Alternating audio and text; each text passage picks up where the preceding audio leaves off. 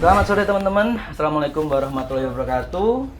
Om Swastiastu, Namo Buddhaya, Salam Sejahtera. Kebetulan sore ini aku datang ke rumah seniman rupanya Ponorogo, Mas Sugeng Aryadi. S. Aryadi. Oh, S Aryadi. Iya. S Aryadi. Biar nggak terlalu kepanjangan. Oh, siap. Jadi Mas S Aryadi. Jadi beliau ini adalah salah satu seniman rupanya Ponorogo yang cukup menurutku cukup produktif ya. Jadi kan aku juga kebetulan rumahnya dekat, juga sering kepo medsosnya. Mas Sugeng ini aktif sekali membuat karya-karya. Yang terakhir ini kalau nggak salah seneng main video ya. Oke. Iya bos. Ya. Nah, ya wes ngerokok sih monggo. Nah gini santai. Iya. Mas Sugeng, Mm-mm. ini gini. Jadi kebetulan saya ini bikin program baru Mas. Oh ya. Intinya saya ingin anjang sana ke teman-teman yang ada di Ponorogo. Sementara seperti itu. Nantinya itu anjang sana ini bermacam-macam ya. Jadi saya datang ke para tokoh yang menurut saya memang perlu harus dimunculkan atau saya informasikan, dan ini salah satu wujud saya untuk mengapresiasi teman-teman yang mungkin berprestasi atau bergerak di bidang yang mereka geluti. Nah, namanya Anjang Sana Budaya, Mas. Ya. Nah, kebetulan hari ini mohon izin kula nuwun saya datang ke rumahnya Mas Sugeng. Musuh mesti nek ngene modele narasumber ngerokok kayak gini orang ngerokok. Ben enggak apa-apa. Oke, Mas Sugeng. Boleh mungkin bercerita Mas Sugeng tentang siapa sih sebenarnya Mas Sugeng itu? Kok iso seneng ning rupai? Ceritane piye sih? Langsung wae. Ini dari autobiografi dari kecil atau? Yo no, jadi Oh, pertama dari kecil? kali seneng seni rupa itu umur berapa gitu kan. Terus akhirnya yo perkembangannya bagaimana itu? Oh gini. Awal mula itu kan kebetulan kan bapak itu kan juga seorang seniman juga. Mbah Kung ya. Mbah Kung. Bapak almarhum. Namanya Khoiri. Mbah Khoiri. Ya. Oke, siap. Nah itu. Nah dulu bapak itu kan memang aktif juga di komunitas juga ya. Kebetulan komunitasnya dulu ya juga Sor Jambu kan. Nah, bareng Mas Pur juga itu, Pak Sudir, terus Alwi, dan banyak lah. Nanti kalau diceritakan banyak sekali. Siap. Nah, awal mula itu dari situ. Jadi awal bapak itu di rumah memang sukanya Melukis. melukis. Melukis. Nah, secara tidak langsung mungkin dari situ saya tuh merekam segala aktivitasnya bapak itu terekam oleh saya. Saelingmu Mas, saelingmu tuh umur piro awakmu Mas?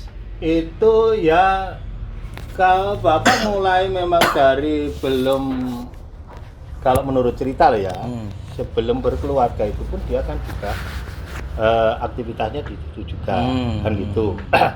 Jadi pas waktu dia melahirkan saya, dari mungkin sejak dalam kandungan ya saya. berarti gini teman-teman, jadi Mas Sugeng bisa dibilang DNA-nya itu Iya. udah rupa gitu. Iya. DNA-nya itu udah rupa. Ya maksudnya itu sifatnya terkondisikan ya. Siap. Karena situasional ya, saya berpikirnya gini. Dalam arti sejak kapan itu kalau saya sendiri mikirnya kan malah jauh ya. Ya. Sebelum saya sadar atau sebelum saya dilahirkan, Siap. itu mungkin saya juga sudah ada interaksi di itu, no. Mungkin pas dalam kandungan mungkin ya. Tetap beda nih ngomong sama seniman rupa. Nah, ya katanya kan ada genetik gitu kan gitu ya. Siap. Emosionalnya, Siap. gerakannya. Nah, Logis. tapi kalau bicara kapan dalam artian kesadaran ya mungkin pas waktu saya mulai bisa mengenal, menyadari komponen-komponen, bisa menyadari benda, bisa menyadari aktivitas orang, berarti ya mulai dari situ. Nah kesadaran itu mungkin ya sekitar berapa ya usia 4 atau 5 tahun ya. 4-5 tahun. Ya, 4-5 tahun. Waktu TK. Jadi Bapak dulu saya ingat pas waktu karya kecil itu Bapak sering juga selain melukis itu juga membuat apa itu? Ukir. Ukir. Iya. Oh, Mbak Pong ukir juga? Iya, ukir. Oh. Ya maksudnya untuk anunya dia sendiri ya, craftnya sendiri dia tuh ngukir. Nah dari situ saya masih ingat waktu kecil itu dia membuat sebuah kalau sekarang maksudnya karya apa ya? Mungkin karya simbol atau mungkin karya surrealis. Kadang bahasa tanda-tanda itu aja.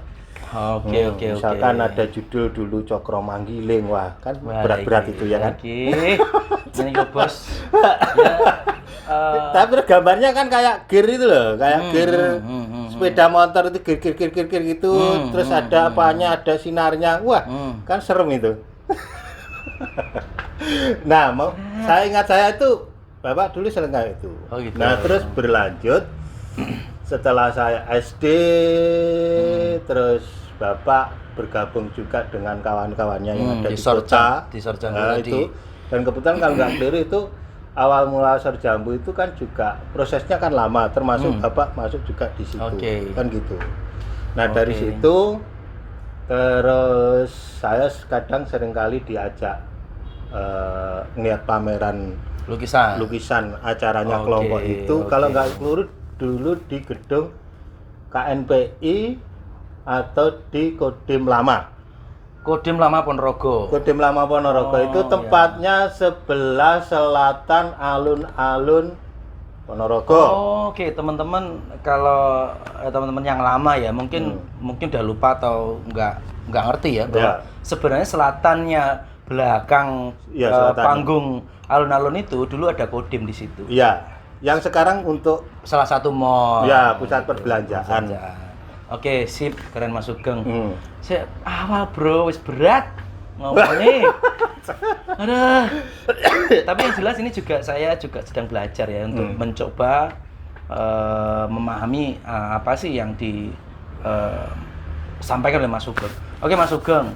Selanjutnya Mas Sugeng, berarti kan kalau dibilang dari umur berapa sudah dikonfirmasi di awal, bahkan dalam penciptaannya pun wis ketoke DNA niku wis mlebu. Urung DNA ya, energinya sudah masuk. Iki susi kayak Sun Gokong menyerap ilmu menyerap ilmu alam. Itu jadi seperti. Oke. Mas Sugeng. Kan SD, SMP, SMA. Nah, biasanya orang seni itu kan SMA kalau nggak SMKI atau gimana? Mas Sugeng gimana? SD, SMP normal, SMA-nya SMKI atau SMA? Kalau dulu saya sekolah tingkat menengah atas itu kan di SMA. Oh, SMA berarti nggak SMKI ya? Tapi gini, uniknya pada waktu SMA dulu, itu memang juga ada kurang keharmonisan dengan pihak sekolah. Ya kan? Jadi memang kalau di formal SMA itu kan memang nggak spesifik ya mapelnya. Jadi mapel-mapel yang sifatnya umum dulu tuh saya memang kan kurang paten apa ya. Kurang paten. Makanya kadang ya sifatnya ya udahlah melewati aja kan gitu. Oh gitu. Jadi sebenarnya malah SMA itu pengennya saat itu ya mungkin ya. Mungkin nggak cocok dengan proses pembelajarannya atau memang sudah aslinya aku pengen yang seni rupa seharusnya gitu. Ya mungkin gitu. Dulu tuh pernah ibu itu malah menemukan catatan kecil di buku saya waktu SD. Oh iya, istilahnya apa sih yang di sini catatan kecil itu? Ya, maksudnya itu catatan itu sebenarnya ada di buku catatan pelajaran ya. Itu cita-cita atau sekolah dan lain sebagainya. Dan kebetulan waktu itu menemukan pengen melanjutkan di sekolah seni. Diare lah, buku diare.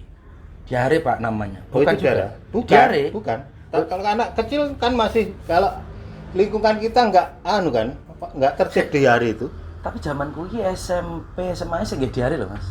Ini serius jadi. Ya berarti termasuk Anda tertib. Kalau saya itu campur aduk sama buku mapel gitu loh. Buku catatan mapel tapi di situ tertulis tentang apa mungkin cita-cita atau apa. Nah gitu. Nah itu ada di waktu SD itu. Nah, Tapi saya sendiri sebenarnya malah lupa. Oh, kebetulan diketemu oleh almarhum Ibu. Nah, kan gitu. Masuk SMP, masuk SMA seperti itu. Dan ya sempat ingat juga itu waktu dulu si gurunya tanya, kamu mau kemana? Ya saya mikirnya ya mau sekolah lagi. Kan waktu itu kan ya diketawain juga. Oh. Karena pada sekolah ora tenanan pengen sekolah nah sekolah lagi no. Tapi sebenarnya udah kedeteksi sama gurunya bahwa Mas Sugeng ini seneng seni rupa nggak sih, atau di SMA itu memang nilai terkait dengan kesenian terutama rupa itu menonjol atau gimana? Atau Mas Sugeng malah tidak memperlihatkan itu kepada gurunya? Itu tuh malah kalau di SMA itu rupa itu. Dulu itu malah senengnya ya tetap rumputnya seni, tapi senengnya dulu musik. Gitu ya. Anyar. Itu malah musik. Terus kebetulan SMA saya dulu kan tergolong di daerah ya. SMA ngendi? Apa perlu di? Oh perlu. Biar teman-teman yang lulusan SMA tersebut dan juga di zamannya Mas Sugeng, ternyata kancaku seangkatan ngono. Ya tapi nggak ada kaitannya sama SMA. Enggak apa-apa ini. Saya nggak disponsori dari sana. Ya SMA itu sponsor ya weh. Ya, makanya SMA kita ya. Tanda tanya ya. Berarti SMA Anda tidak beruntung.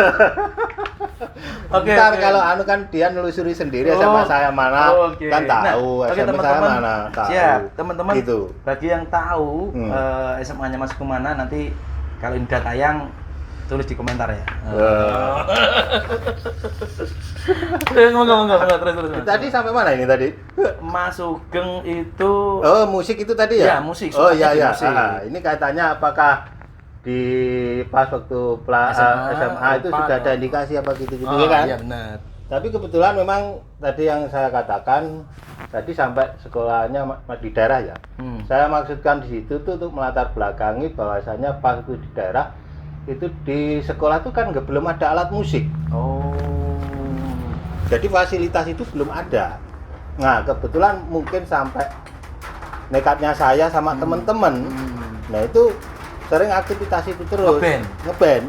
Nah puncaknya pas waktu kelas 3 apa ya? Kelas 3 awal. Nah itu guru, ternyata ada salah satu guru yang empati juga dengan kegiatan saya. Nah nggak taunya pas waktu tertentu pas waktu kelas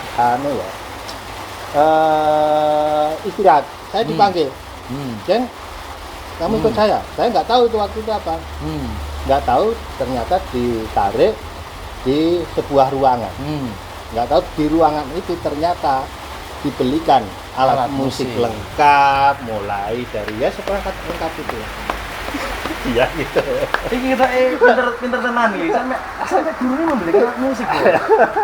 Tapi sebentar Mas. Ya kebetulan itu mungkin ya. Mas Sugeng itu saat itu kan kalau mindsetnya orang band itu kan pasti ada drum, ada gitar, bass, ada vokal. Mas Sugeng pegang apa sebenarnya? Saya itu gitar lah. Anak muda dulu kan psikologisnya beda dengan yang sekarang ya. Dulu kan senangannya di pinggir jalan. Ya, kalau sekarang di kafe dia pegang HP ya. Dulu kan belum ada. Akhirnya yang buat mainan kan ya tetap gitu. Tetap gitar ya. Gitar kan gitu kan.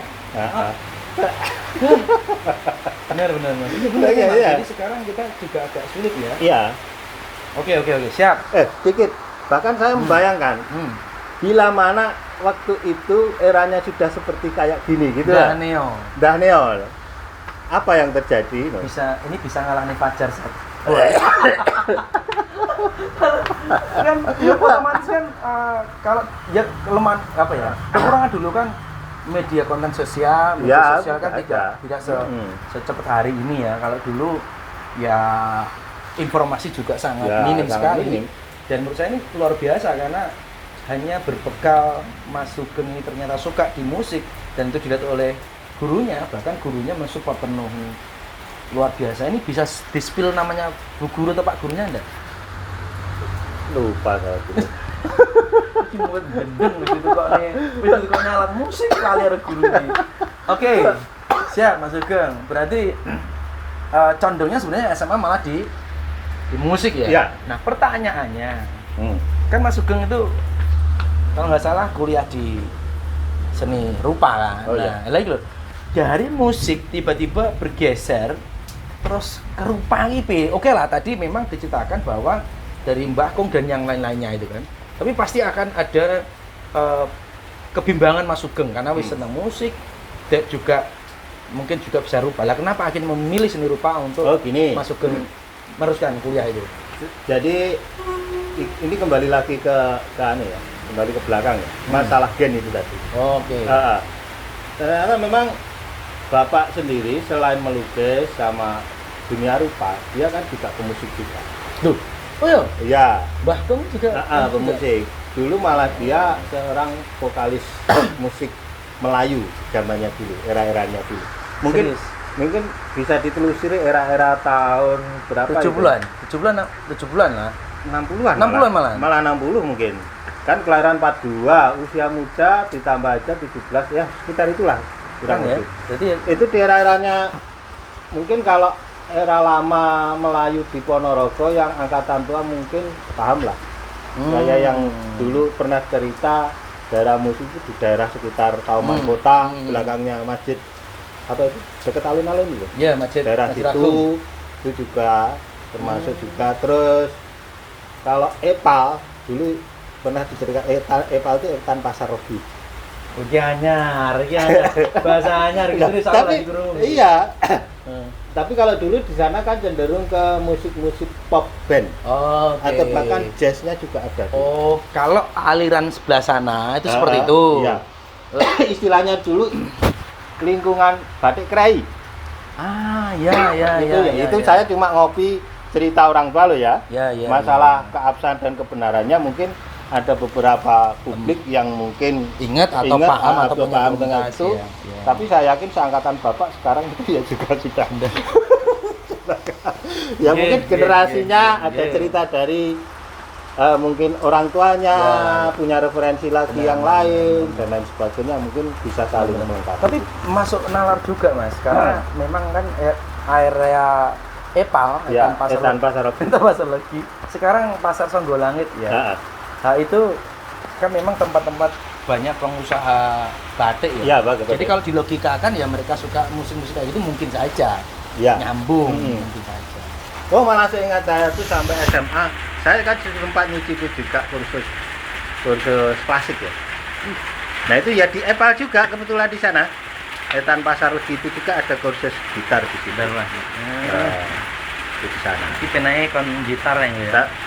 Oh, enggak salah. Oke, selanjutnya. Oke ya. Ya. Berarti nah, pertanyaan tadi, kenapa akhirnya memilih kuliah di seni rupa? Oh iya, nyambung itu ya. Ya. Nah, karena mungkin ya dari kembali lagi ke sejarah, Bapak sendiri paham dua-duanya mungkin sejarahnya. Dari situ akhirnya Bapak proteksi. Oke. Ya mungkin sebenarnya kalau di wilayah seni itu nanti rumpun seni, kalau orang awam itu kan mikirnya terus nanti gimana, itu kan mesti pertanyaan yang umum itu ya.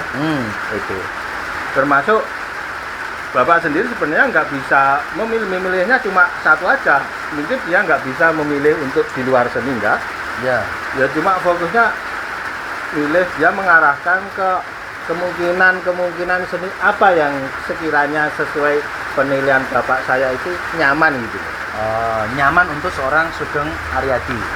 Iya, mungkin kalau naluri orang tua itu kan mikir tuh anaknya nantinya ke depannya. Iya, mungkin pemusik kok terus gimana kan gitu. Tapi ya tetap hal kayak gitu memang nggak bisa ditutupi juga. Oke, berarti memang bisa disimpulkan bahwa Mas Sugeng mengambil seni rupa itu salah satunya support dan dorongan dari keluarga ya Mas ya. Gini, kalau support secara langsung itu sebenarnya enggak. Tapi support secara mungkin pemilihan mungkin iya. Gimana ya? Maksudnya gini. Ngarahnya toh. Gini, itu ceritanya panjang itu sebenarnya. Pendek. Itu sak jam ini. Panjang itu. Oh ya teman-teman. Jadi karena ya. keputusan itu kan nggak sepihak oleh bapak saya. Nantinya kamu kan gitu juga. Siap. Ya kan? Siap. Kamu mau memutuskan anak kan nggak mesti serta merta keputusan dari bapak saja. Termasuk oke. dari ibu kan juga harus Oke. mendapatkan tempat apa itu penentu kebijakan juga. Siap. Nah, kan gitu. Oke, pada intinya begini ya Mas ya. Nah. Begini, Mas. Nah, pertanyaan lagi.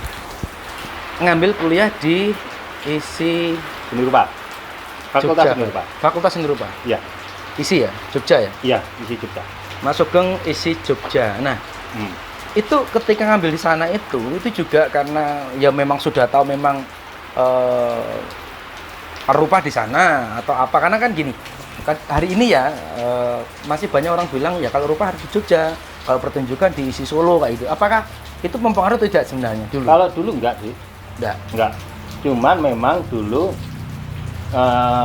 di mindset ini kepikiran juga kalau nanti melanjutkan nanti ya di Jogja.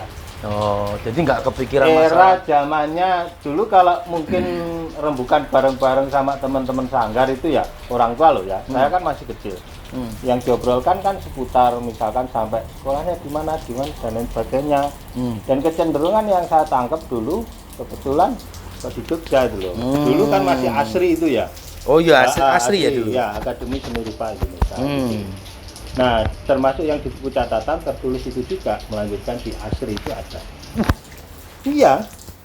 Makanya itu yang menemukan ibu tadi ya, saya ceritakan itu tadi loh, ya. Dukun jangan-jangan nih orang ini. Hah? Enggak, itu tulisan itu memang waktu kecil. Waktu kecil saya nulis. Saya lupa, tapi kan sudah tertulis itu. Sampai saya yang menemukan bukan saya, yang menemukan ibu saya. Ini ke sana, nggak tahunya itu SD loh ya.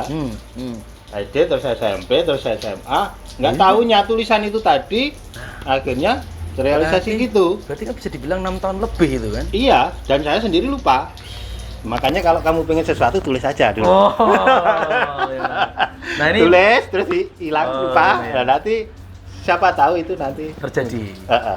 Aku setuju Mas. Oke, Ya. saya izin nambahin ya. Iya. Kebetulan karena memang dalam prinsip hidupku juga seperti itu. Hmm. Apa yang kita tulis, kalau saya apa yang kita katakan itu pasti terjadi. Iya. Entah itu kapan. Tentunya Kalau saya sih yang baik-baik ya. ya, Wong sing elek di ya. ijabahi apalagi yang Makanya dari situ pengalaman kayak gitu, saya sendiri pun juga sebenarnya loh juga memproteksi, berhati-hati juga untuk sebuah, mungkin loh ini kaitannya pengkaryaan tentang sebuah ide, tentang sebuah angan-angan, tentang sebuah bahkan sesuatu yang tapi itu yang sulit ya, kadang emosional, kadang kita itu untuk ngerem itu loh sulit. Intinya sesuatu yang kita ucapkan, angan-angan itu suatu ketika memang menilik dari itu tadi loh ya. Terjadi sampai saya sendiri lupa kan gitu. Nah, itu. Makanya kalau mikir yang baik-baik aja lah. Oke, karena tadi bilang mikirnya baik-baik, ini kebetulan karena kita kan agak di luar ya, di belakang rumahnya Mas Sugeng, di belakang studionya, dan ini kita mendengar adzan. Teman-teman kita break sebentar ya, nanti kita lanjutkan ya setelah adzan tentunya.